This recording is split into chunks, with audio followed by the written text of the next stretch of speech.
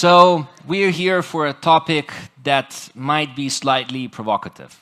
At least this is the intention. And so that's what we're going to do. I have a couple of slides throughout the panel to try to engage with you. So your feedback is going to be critical to this panel. But before we go to those slides and the context, I'd like to warm up and ask our participants, left to right, in 1 minute to tell us how they ended up in defense innovation. Rita, I'll start with you. Hi, everyone. So I think, long story short, I'm a Lithuanian Canadian, and I grew up in Canada. And when I was a little girl, I always asked, why aren't we living in Lithuania? And I was told from a very young age the story of how my grandparents fled Soviet occupation. And even to a 5-year-old, that ignited such a patriotic flame inside me. It was so profound. I pictured myself as a young 5-year-old going to defend Lithuania from the big bad Soviets. And that's really, I think, where defense and the whole idea of defense was planted in my mind. Later on in my career, I worked at Texas Instruments Military Products Division. I worked at Nortel Networks and Telecommunications. I invest in defense companies. So basically, that's my story. Thank you. Thank you so much. And I'd like to give Rita an extra shout out because one of our colleagues, Algis, could not join the panel and told us last minute. He sends his apologies. And Rita bravely stepped up and agreed to join and take Algis's place. So thank you. That is a classic improvement. Colonel Raimondas. Yeah, a round of applause for Rita. Thank you. Colonel Raimondas, how did you end up in defense? So good afternoon to everyone. So as it was presented, I'm Colonel Raimondas Simundis, Training and Doctrine Command of Armed Forces, Director of Warfare Institute. Many years I spent in Air Force. So I'm still in Air Force uniform.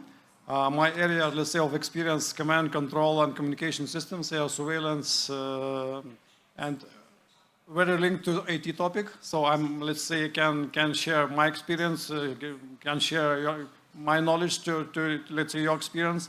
So I'm here on the stage. So together we are all, with the Innovation Agency, we will try to connect, let's say, your ideas to the practical things. And probably a certain crazy idea can become in our real body and can be used in our armed forces. Thanks. Thank you, Colonel Raimondas. We don't have this tradition in Lithuania as much as I'd like it to be, but in some other countries, when you meet service personnel, you thank them for their service. So, Colonel, I'd like to thank you for your service on behalf of our country. Now on to Sigute, who serves in the public sector and tries to infuse more innovation in defense. How did you end up in defense innovation? My story is very interesting in a sense that it was my friendship with Special Operation Forces that pushed me to work in this area. But I think it started way before. As a child, I was always also very much patriotic. I grew up in a family who was always with a spirit of Lithuania, of restoration of Lithuania, of keeping up on growing, and everything starts in the childhood, of course, but then Special Operation Forces, then my PhD was in electronic surveillance, so everything was followed, and here I am now working together with Raimondas and whole Lithuanian military for your and our safety. Thank you. And Sigute is spearheading the development of Miltech Sandbox, which we're going to talk about in a second. But I turn to Henry now, who is our international guest from Estonia. And you've both served and are building a military product. How did you end up in that? Thank you for the intro. So Henry, CEO and co-founder of Veyron. And my story started being conscripted to the Estonian Defense Forces. So I was forced into it. I didn't want to serve in the beginning. Of course, I was in the university doing my bachelor's degree in IT. And I thought that why waste time serving in the armed forces where I could study and do my career. But when I arrived to the armed forces, I got the chance to join the Estonian Cyber Command as a cyber conscript. And there I was working with our command and control system. And after which, I decided to continue with the project because it was very interesting. And I wanted to, let's say, give my help with my efforts to deploy this system and help it grow. And when I was working in the Defense Forces, later on as head of research development, we were very excited about this C2 system that we are building, basically to digitize everything, have more insights about what's happening on the battlefield. But we went to deploy the system on the biggest exercise, Spring Storm, and everything failed. And this is where we found out that what works in a controlled environment, like our R&D lab or in a HQ environment, doesn't work on the battlefield. And that's our kick to build our company with a bunch of colleagues that we had in Cyber Command and provide something that is extremely reliable and also extremely available. So thank you for the story. And when in the face of failure, you did not give up, you persevered, and you actually built a company out of it. So thank you, and round of applause to Henry from Estonia. So the reason I wanted to start with the round of intros is because we have an interdisciplinary panel here, which I'm really proud of. And so anyone who's looking for a person who's built a business in dual use and defense, a person who is working in the public sector and could support with initiatives, a person who serves and could become the person for deploying more innovation within the armed forces, and an investor who's actually worked in the industry, right? So I encourage you all to approach these people after the panel and have B2B conversations. How many people in the room complained about the weather today? Let's be honest. Let's be honest. So only this many? Okay, come on, you're lying. You're lying. Everyone complained about the weather. I like my panels to be experiential and interactive, so I'm going to tell you that the men and women who stand on the borders of our country and who serve in missions, Iraq, Afghanistan, and elsewhere, do not get to complain about the weather. So while you are complaining about this weather today, just think about the people who are doing something good for us to be here, right? And I hope that with this you will understand the seriousness of what we're about to talk to you here today. So for context, in numbers, Lithuanian Miltech sector has grown 46% until year 22. And we don't know what the official statistics from the last year are, but we can estimate that it's almost a unicorn in terms of revenues. We have 0.8 billion in revenue by dual-use companies in Lithuania. And the companies are mushrooming. We have over 100 companies, and they're getting opened up every day. Just today, for the first time at the pitch battle, a drone company opened the pitching session for everybody. So we are becoming a Miltech country. So we don't have the statistics, but we have success stories. We have Lithuanian electronic warfare systems integrated with American infantry fighting vehicles. We have Lithuanian drones responding to both the acquisitions and raising capital, to which we're going to talk about with Rita in a second. And we have Lithuanian companies signing strategic deals with major US primes. So the sector is booming at the first hand. And so we gathered you here today because 2 years ago, during the NATO summit in Vilnius, the venture capitalists started a small tradition and started convening different parts of the ecosystem more to talk about this stuff and to raise awareness and to make sure that our country is protected with better tech that is homegrown. So the part one of the panel, I'd like you all to pull out your phones and join us on the Slido platform. And if you can't screen the QR code for some reason, the hashtag is SF for Startup Fair _ national security. And I'll see how many of you are logging in just a second. No, wait, actually this is here. And I hope that you've done this because the first question I'm turning to you is, should we all care about national security or should we only leave it to the professionals? This is my first attempt at provocation, and dear panelists, I will come to you with this question in just a second. But before that, let's do what a democratic country should do and ask people for their opinions. I'll give you just a second. I see. Okay. Got a couple of respondents, all of them 12 votes in the building. Thank you so much for people who are trying to be interactive. Most of you, 92% of you, say that it's all of our responsibility.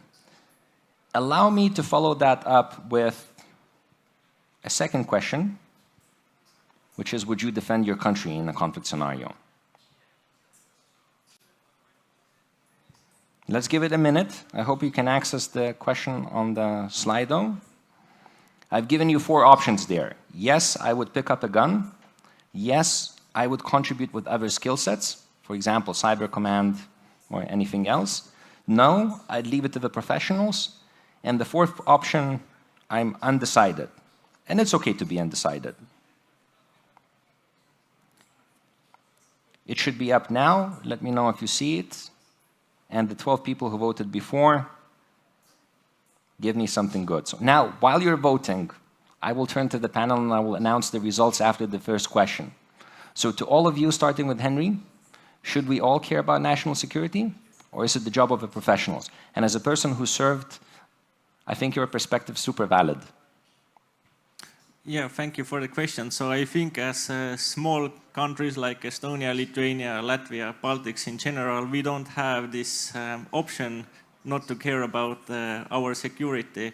So if we left it to professionals, there would be too little of them, unfortunately. So it's good as a citizen to think about how you could participate or help with the national security, either it's as a volunteer unit in Defense League or just helping out as a company or thinking through as a company or individual how you would react in crisis situation, help out your friends or your family or whatever. So that's my take on it, actually. Okay, thank you. Suguta, do you agree? Yes, of course. We all should take care about our national security, and everything starts from us. Always, I think that the general rule is if you want to change something, you have to change yourself. So the same, if you want somebody else to think that way, you also need to think that way and believe in it. And the ways you can do it, it's not necessary take a gun and go and fight.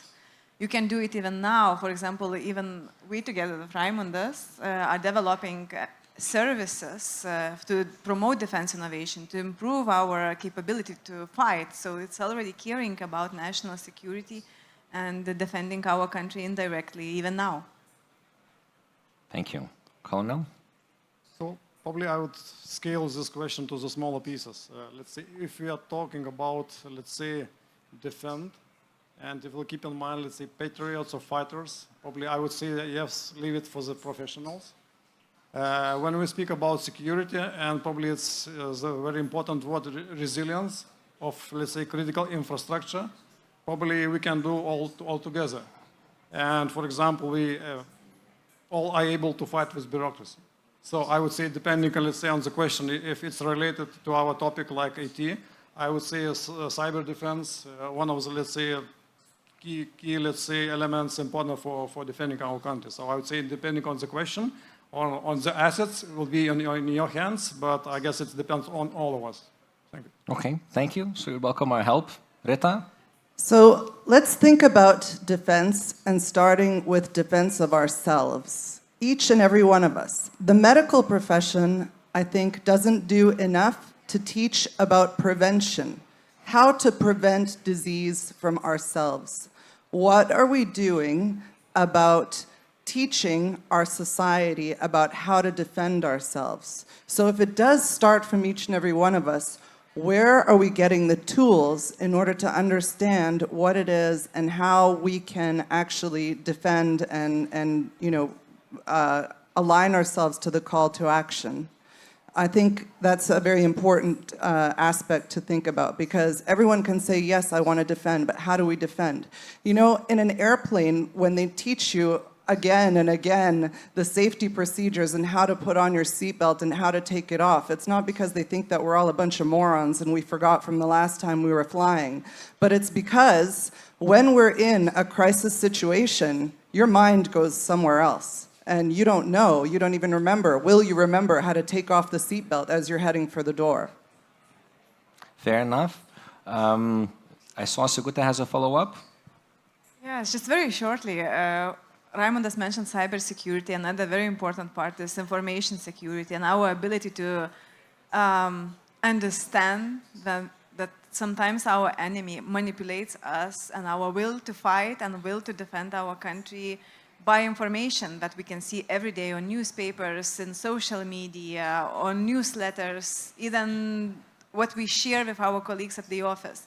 So it's always very important to keep critical thinking, always to think if that article says, especially if it is extremely important, touchy news, what is the reason, what is behind it, and always trust the official sources, our government, because we have to trust our government and our military in order to feel safe, in order to be safe, and in order to be able to defend.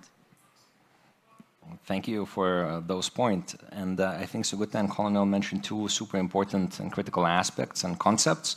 One is resilience, which is how strong are we before any sort of like threat materializes, and will to fight. How strong are we when the threat materializes and is on our front door? So with this, let me turn to the answers. So for all of the 22 people who responded to the poll, I'm thankful. Most say that they would contribute with other skill sets. Some say that they would pick up a gun, and only a minority say that they're either undecided or they'd leave it to the professionals. So this is where my attempt to provoke you further comes in. We move to the second part of the panel, which is national security in the tech sector. Does the tech sector have a role in defending our country, in national security, and in helping with these concepts, resilience and will to fight? So now let me turn and ask you a question. Let me activate it on Slido. That gets asked a lot if you are a Silicon Valley tech company. Would you be comfortable if your company worked with national security institutions? Department of Defense, the Armed Forces, anyone in between? All right. Most of you are saying yes. Oh my God, it's 11 answers and only yes. Can someone give me a no? Just like for the point of view. All right, thank you for that one person who just gave me a no. Cheers. We expected this, right? We expected this because we're in Lithuania, and for the past 2 years we've been talking about national security, defense, and everyone in between. And the key role models in our ecosystem are considered national patrons for all they're doing to Ukraine. And this is not just a story of one particular company that I pulled up on the slide. It's pretty much every company, and then Rita's not going to let me lie, that stood up and helped when the time came. But let's look at another headline, another article from a month ago. Workers at Google DeepMind push company to drop military contracts. And it's an ongoing debate in Silicon Valley, believe it or not, for the past 10 years, whether the big tech companies could work with the military or not. And when I travel, one of my jobs is to travel and go to other conferences. I've recently came back from Copenhagen and Oslo, Tech Barbecue in Copenhagen, Oslo Innovation Week in Oslo. Defense, national security topics do not get 50 minutes on the main stage of the tech agenda. So the reason we're setting this up this way is to think about our allies who might be thinking differently and who might not be mobilized up to the point in which we agree to mobilize ourselves.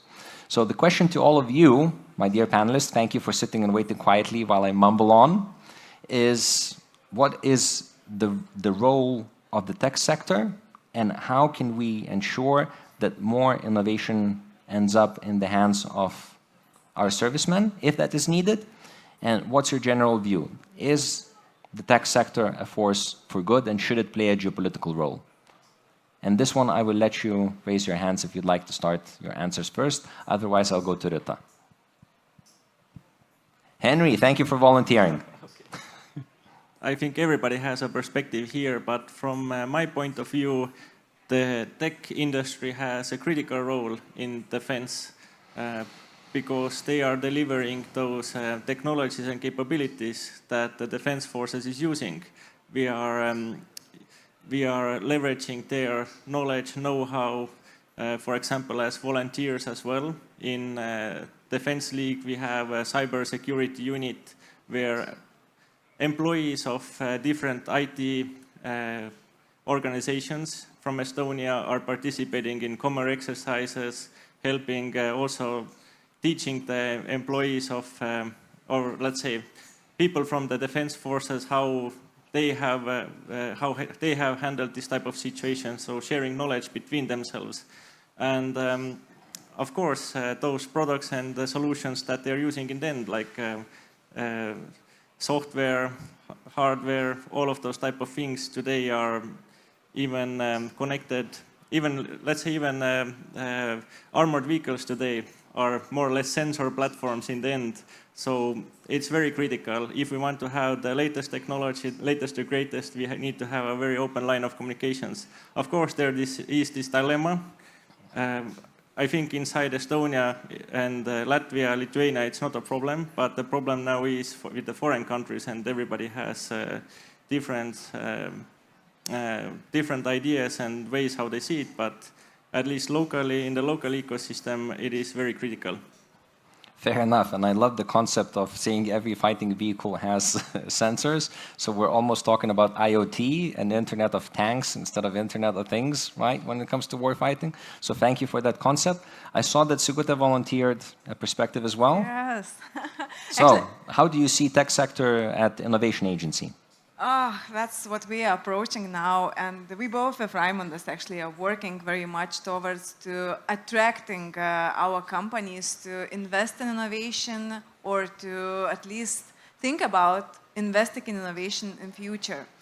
And we created a whole pathway how to promote defense innovations. And at the beginning of this year, we were not sure if it will work or will not work, and will we be successful? It was completely unclear. And you know what happened? I am so surprised and so happy, because a lot of companies, a lot of people are actually contributing to it. They are coming to our events, they are submitting applications for funding, they are interested how can they contribute, not only benefit, but also contribute to promoting defense innovation. And the fact that we have this panel discussion here on stage is also thanks to Dominikas. He proposed this idea. So it shows that our people, our country is really now focusing on defense innovation, and probably also the reason why, because we have no other choice. We know our enemy is close, very close to us, and we have to innovate. We have to get the benefit. We are not big, we are relatively small, but we are a very innovative country. And that's our strength and our future. Thank you. Rita, Kauno? Okay, just let's say in the bigger scope, we have many examples around all of us. Of course, we can take as example United States or Canada, but looking to, let's say, more realistic, let's say, country, at least the size of our country, so I would give an example of the Sweden. Let's say, able to produce fighters, ships, tanks. Why not to try to do us? To challenge our, let's say, startups. Who tried to do that? Nobody. Why not to do that? I'm sure that we have, right people, right industry. Let's towards, direction towards Sweden. It's my plea. Just try it. I love that, and I think one of the reasons why we're having you, Sigute, and the others on stage are to identify these names and faces that people with ideas could come to in case they want to test the product. So wink, wink to all the dual-use entrepreneurs at the conference. This is why these people are here. And Dominikas, and probably one practical example, yes, it happened, let's say, 2 days ago, for example, we approached one of the, let's say, industry partners and talk with them about, let's say, neutralization of the drones using laser systems. So it looks like crazy idea today, probably, but when it happened, it not looks like crazy idea. Now everybody would be happy, and income still come to our country. It's simple as that. Once you mentioned lasers and defense and integrating them into armed forces, Rita jumped out of her seat. So Rita, what's up? Not so much about the lasers, but more about the capital. So up until a few years ago, venture capital in Europe was prevented from, even investing in defense tech, let's say, right? It was on the same level as let's say, prostitution and drugs, so it was forbidden. And now, as a result of, the landscape that we live in today, it's a very different situation. So, the capital becomes available for investing in, the necessary technologies that are being developed today. And the most necessary technologies can be found practically anywhere. It can happen here, it can happen in Asia, it can happen in the States. So, why not develop our ecosystem here with the bright minds that we have? Thank you. So we're halfway through the panel, and I see that some of your questions on Slido have started popping in, so it'll be unfair for me as a moderator who proclaimed to be interactive to not take some of them. And so the story so far has been going almost too good. Everyone agrees we need to defend our country. Everyone agrees we need to fight. Everyone agrees we need more technology and we need to deploy more technology. The question from the audience, when talking about technological innovation, what are the key regulatory barriers that you face? And would you wish some of them to be removed, changed? So to be very frank, the reason why we're not scaling more is because we still don't know how to work and it's a heavily regulated industry. Henry, I'll start with you because you're an entrepreneur who's navigating these regulations and these barriers. What's your recipe of success?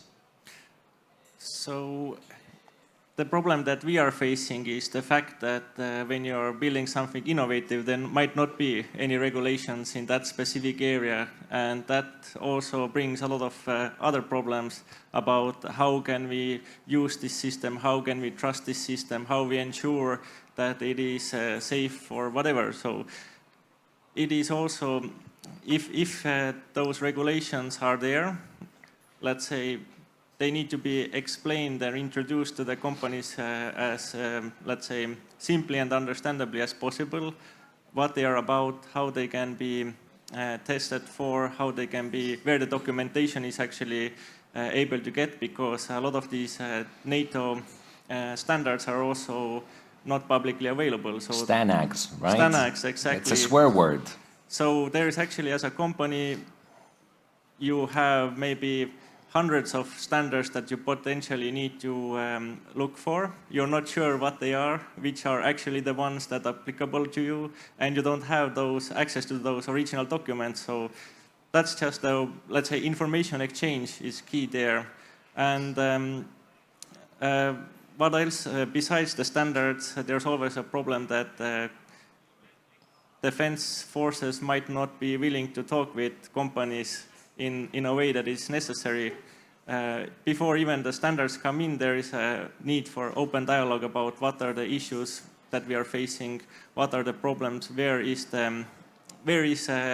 let's say, innovation lacking, so that the industry can come in and provide a solution. But it's not always the case that every company has this line of communication to verify their ideas or get an understanding where they would be most helpful in. So that's the second part. There's also, let's say, cultural barrier, or let's say a barrier of trust between the companies and the defense industry. Okay, thank you. So you're diplomatically pointing to the fact that the armed forces do not always want to talk to entrepreneurs. One of the reasons why we have Colonel here is to try to change that in Lithuania. So can I turn our attention to you? Can you talk about some of the mechanisms that you started implementing to talk to more entrepreneurs, and perhaps anecdotes from personal experience in testing with some of the Lithuanian products? My colleague from Estonia mentioned the STANAGs. I can mention interface control documents, Link 16, and many other magic things. But in the purpose, I mentioned bureaucracy.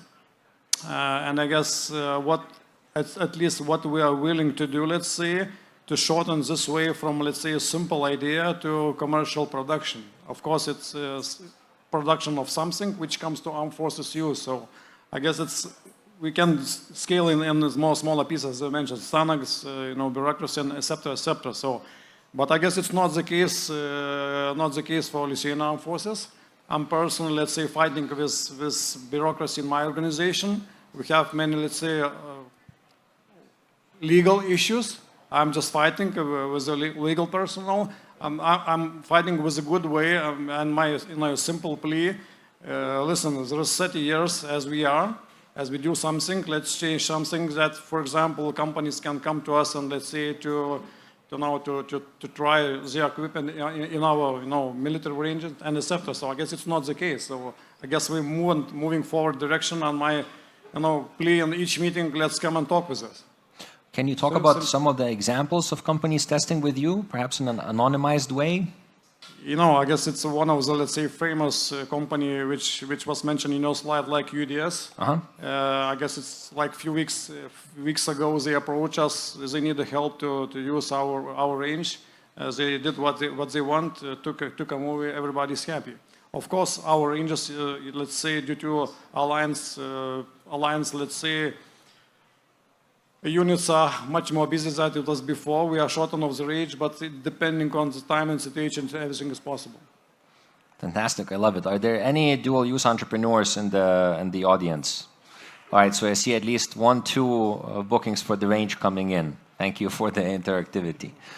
Speaking about this debate of regulations and innovation, Sigute, I turn to you. Barriers to entry. I actually would like to address 3 points, Dominykas, if you wouldn't mind. Of course. We still have 20 minutes. Okay, so very fast.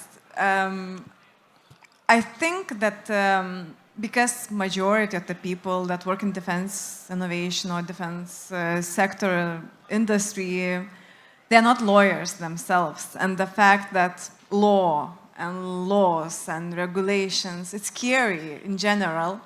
And they don't even sometimes read properly. They just think that it's difficult and there is nothing to do with it. But we want to change this point of view. That's why I think a week ago, we organized Miltech Academy. And some of the lectures were directed basically on the legal issues. And we found some great teachers and great lawyers who shared their ideas how to overcome legal barriers. So how actually to read the law in simple, understandable words for the company. So that's one thing. We are providing some training and some expertise on this too. The second thing is, yes, I agree, it's very difficult regulation, and sometimes all the strictness is not necessary. That's why we are initiating some legal amendments or new laws in Lithuania. For example, very recently it was a law announced on defense and security industry as such, and that law made offset procurement possible in Lithuania. It was not possible before. So, or another example now, because we want to promote defense innovation and we want to give an ability for our Lithuanian military to buy the products that are developed jointly with some exemptions from public procurement laws. So we are now initiating another proposal for our government on green corridor for defense innovation. And finally, we are developing Miltech Sandbox initiative. Dominykas will speak about it, but I just want to mention that shortly that legal and exemptions from legal regulation will also be part of our Miltech Sandbox. So it will help our new companies or startups or even advanced companies to tackle with legal issues while they are just developing the product. So this is what we are doing, and this is how we plan to help you with legal issues. Okay, so I hope that answers the question from the audience. Rita, do you have a point about how some of the companies in your portfolio navigate regulations and testing and prototyping? You know, it's very similar to what the other 3 panelists brought up. And to be honest with you, I'm a generalist, so I'm not just a defense tech investor. And there are many other, verticals that come across, heavy regulations. MedTech, for example, I started out talking about prevention and preventative medicine, because I see a lot of parallels between, defense technology and, let's say, medtech technology, especially when looking at, regulations and how to go about, certain requirements and so on and so forth. So I think it's, there are some parallels that can be drawn, and yeah, the portfolio companies are learning as they go along, because you can't anticipate all the regulatory requirements that you're going to be meeting along the way. It's a total learning process for a lot of the companies.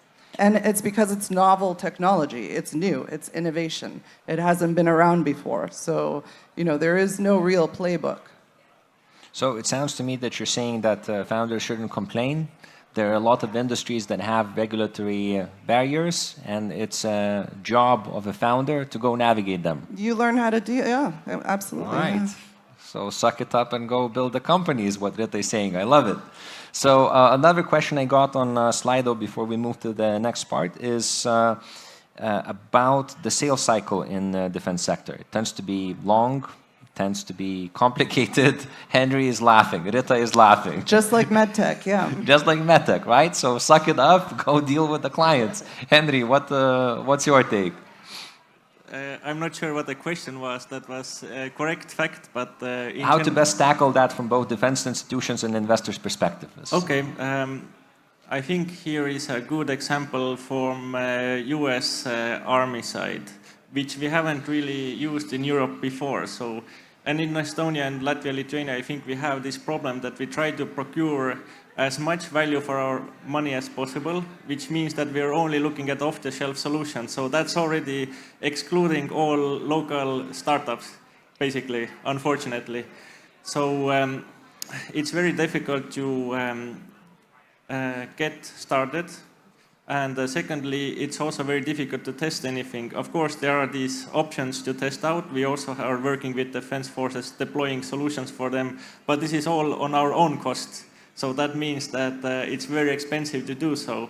And the example from US I wanted to maybe put out there is that they are more or less buying things just to try them out. Like a small batch, let's try it out. If it works, very good. If it doesn't work, we give you a report what's wrong.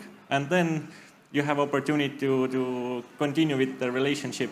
And it might be that even the client doesn't understand where this product fits in or how, if it's very innovative. But if you're not taking the leap, purchasing it, trying to fit it into your, let's say, organization somehow, then nothing gets done, unfortunately. So it's both sides, it's a problem about testing and deploying the solutions. So I'm a deep tech founder and investor, so I have a follow-up to you. But how many founders in the room? Can you raise your hands? Any kind of founders. How many of you faced cash flow issues? Okay, every single one of you. Henry, while selling to the military and navigating complex sales cycle, any tips and tricks for other founders how to sort out cash flow issues? Well, there are different type of grants that you can go for, which certainly help.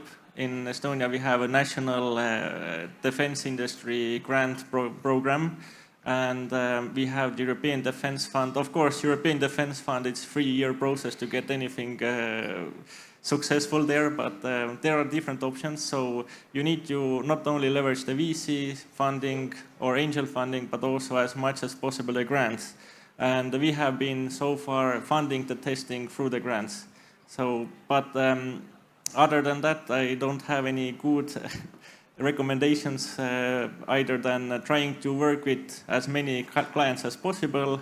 So whenever something comes up, you have other backups in the pipeline where you have pilot projects potentially or paying customers lined up.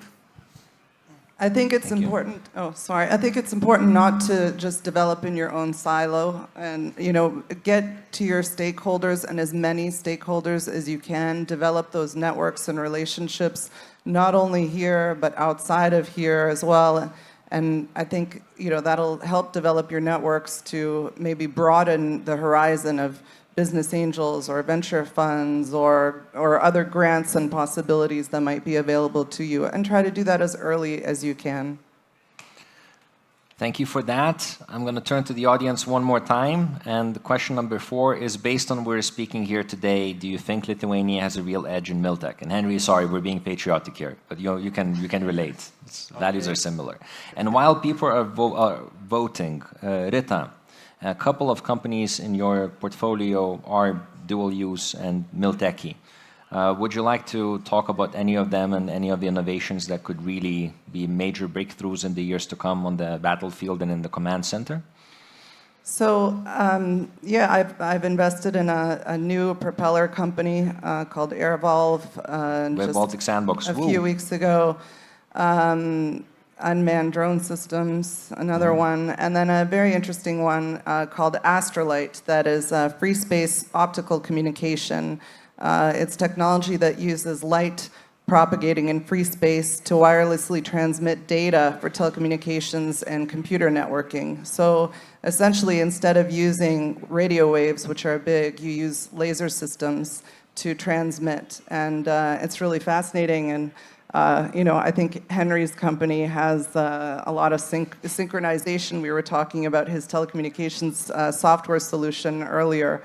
So it's really nice to see that within our ecosystem, it's easy for us because we're small to get to players that fit in maybe with our solutions. So it's like fitting pieces of a puzzle together. So. And while we're still considering, because so far I have 6 votes, 3 yes, 3 no. I'm going to shout out the investors in the room because I saw a fellow defense investor walking in, Victoria. Anyone else who invests in deep tech and dual use? No, just Victoria and okay, we have a couple hands. So it's a small group, but we'll try to help each other. And so actually with 9 votes, I think people are saying that Lithuania does not have a real edge in Miltech, right? It's a scary thing to think about, but it's only 9 of you who voted, so I'm not going to trust the statistics, and I'm going to power through with our panel like nothing ever happened. I'm going to... Dominikas, I probably would disagree. Even this, let's say, conclusion of your vote, I guess our Norwegian colleague mentioned before about how brave we are. I guess it's a problem, as I see, let's say, from many pictures, let's say, even international, let's say, my experience looking at Lithuanians, we don't have, let's say, brevity to be brave, and we, in certain way, let's say, we are shy a little bit. I guess it's not problem with knowledge and, let's say, industrial capabilities. I guess we are still too shy a little bit, which is not the case in real life. Thank you. Thank you. So go ahead then, Henry. Okay, just very quickly, I would like completely agree with our guest Raimondas, because I also have a feeling that we are sometimes too shy and too underestimating ourselves. And the best example is we started promoting defense innovation only this year, and look what happened. We had NATO Innovation Challenge finals in Lithuania. NATO Innovation Challenge is like a competition for all NATO countries, and all the companies can participate. And guess who were the winners? So the first and second place actually came for Lithuanian companies, Brosworm and Unmanned Dynamics. So we have 2 first places for Lithuania, NATO-wise. And you're saying that we're not brave? We have to be. Yeah, let's give a round of applause to them. And then another thing, you already mentioned company Astrolight. So what Astrolight did, they applied for funding in NATO Diana program. And it was a huge competition. Few thousand companies applied. And what happened? They were selected for the first phase, and now they are selected for the second phase. 10 companies, NATO-wise. One of them is Lithuania. We can do it. We just need to believe in it. Yeah, and I Absolutely. think I might have seen that Nestas from Brosworm somewhere in the room. If not, we'll send him best regards later. But if any of the founders who have been mentioned here today would like to raise their hands, we're going to shout them out because they're doing good stuff. And so, since the last poll was kind of inconclusive, the final question we do before we go to the final question is, should Lithuania double down on Miltech? Is this an area of innovation in which we could... So it's on Slido, and the code is SF for start of fair capital letters, _ NatSec for national security, and capital N, capital S. I'm sorry, you see I'm interacted that way. If you, Inga, would like to pop up on Slido as well, I can recite the code, or otherwise, you can scan this QR code here. Oops. Now we're talking. So... I just see familiar faces in the audience, so allow me to poke fun at them, and thank you for everyone who's joining. For the final question, should Lithuania double down on Miltech? I have 13 votes so far, a couple more are incoming, and we'll see where this goes. It's also divided with slightly more towards no. Imagine. That's why you can't trust any public polling these days. No, okay, 16 votes, and yeah, it's almost split with the slight vote towards no. So I hear you, people. I hear that we have lasers and biotech and everything else. So I'm not going to dwell too much deep into this, but I'll tell you that our agenda of people here on stage and the investors in our Circle Victoria, I showed a picture of NATO summit earlier. We're trying to do good things for Miltech. And so this weekend in Kaunas, we're going to a hackathon with National Rifleman Union, Šaulių Sąjunga, as well to create more interaction between the tech sector and the government and the armed forces. And this scary slide is one of the ecosystemic maps that Sugita and her team are doing to sort of like try to include more interactivity into this domain. And under Innovation Agency, in yellow where she sits, is a new concept called Miltech Lab that is being launched for all the founders in the dual-use space. And so the idea of the Miltech Sandbox is to go out to the industry and to talk to most of the Lithuanian players. So over the past 2 months, in a survey, we've got responses from 120 respondents, conducted over 40 interviews, and found out that 81% of everyone who's involved in the domain, so not generalists like yourself, said that we should double down on Lithuanian Miltech angle and build a sandbox that could help test and prototype more solutions. With this, I turn to audience questions, and in 5 minutes, we will close up the panel. So let me see if there are one or more questions that we can take. Colonel, really quick one. What is the path of becoming an Air Force pilot? So it's directly to me or just overall? So as I mentioned before, I'm not a pilot being in Air Force uniform. So, but my story is very short. So I decided to be a military, let's say, being a teenager. Then let's say I graduated many courses, and and so just let's say as a startup at that time. So I already have a dream which become a true. Now let's say taking care of ideas of other people to implement in practical things. So I guess as I mentioned, a Swedish example, we can aim to this, and as in our previous conferences I told, I do believe that Lithuanians are ready to build a Ferrari, so I still believe it so. Thank you. One of the most upvoted questions is, which I don't get the second part of, is don't you think strength relies on innovation and tech? Or is it sign of poor organization and management in military? So I'm not exactly sure about the second part, but we'll focus on the first part. Do you think strength requires innovation and tech? Show of hands, who thinks that innovation and tech?